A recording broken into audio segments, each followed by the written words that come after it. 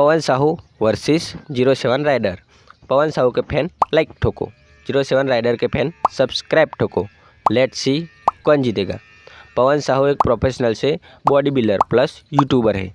07 rider एक मोटो vlogger है।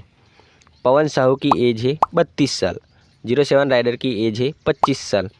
कम उम्र में ज़्यादा सक्सेस का 1 पॉइंट 07 राइडर को। स्कोर 0-1।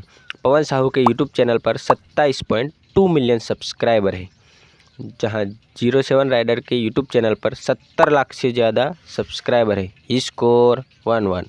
पवन साहू के इंस्टाग्राम पर 50 लाख से ज़्यादा फॉलोअर है, जहां पे 07 राइडर के इंस्टाग्राम पे 80 लाख से ज़्यादा फॉलोअर है। स्कोर 2-2। पवन साहू की नेटवर्थ है 400 से 500 लाख डॉलर। 07 राइडर की नेटवर्थ है 1.64 million dollar. Score 3-2। So ladies and gentlemen, winner is Pawan Sahu.